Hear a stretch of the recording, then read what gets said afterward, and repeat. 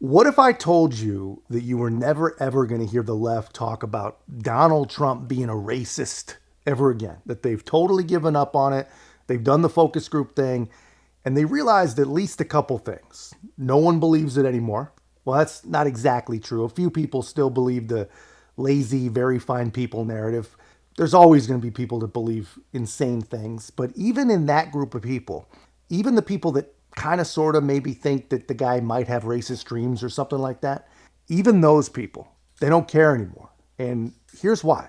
When you can't afford groceries, when you can't afford the gas required to get to the job that Joe tells you he created for you and you're so lucky to have, when you can't afford even one of the electric cars that he's told you you're going to have to buy or else, basically. And at the same time, you see somewhere between 7 and 10 million, maybe even 12 million people who aren't supposed to be here basically get the red carpet rolled out and everything paid for by the guy who gave you your peasant job. Then you really don't give a shit who's racist or who isn't or who thinks this or who thinks that. And the Democrats get that. Finally, they get that. It takes them a while to get a message. But now they're hoping that if he's racist and a criminal, then they can still count on you. No more Easter Bunny talk, yeah. I mean, it's Biden versus Trump. Yes, we know that. It is. What do you say to voters who are upset that those are the two choices? Get over yourself. Those are the two choices. Yeah, love that. Right? And good. You know, it's kind of like one is old and effective and compassionate, has a heart, and really cares about people. And one is old and has been charged with 91 felonies. Just let those words sink in as much as you possibly can without having any Hillary-induced psychosis, right? Don't drive yourself crazy.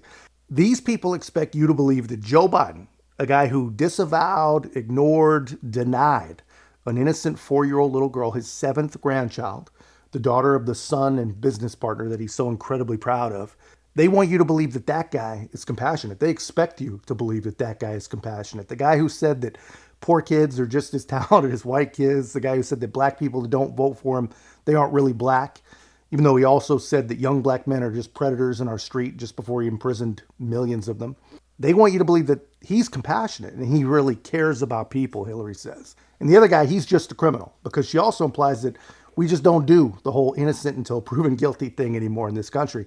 And if it was up to them, we wouldn't. And then she also says, if you have a problem with any of that, just get over yourself. If you recognize that the only people on the receiving end of Joe's compassion are imported people, then just get over yourself, because we got to protect democracy. Yeah, okay. Okay, interesting. I don't understand why this is even a hard choice, really. I don't understand it. Yeah. But we have to go through the election, and hopefully people will realize what's at stake, because it's an existential question. What kind of country we're going to have, what kind of democracy we're going to have. And people who blow that off are not paying attention, because it's not like Trump, his enablers, his empowerers, his allies are not telling us what they want to do. I mean, they're pretty clear about what kind of country they want. Yeah. So get out there and vote. Get out there and vote. Which is a good... Well, that's what this is really about. It's crazy, man, how these people operate. And it's even crazier, honestly. It's not crazy they operate like this. It's crazy that these lazy tactics even work, right? She never gives an example. She just says, this is not a hard choice. So Hillary says it, so it must be.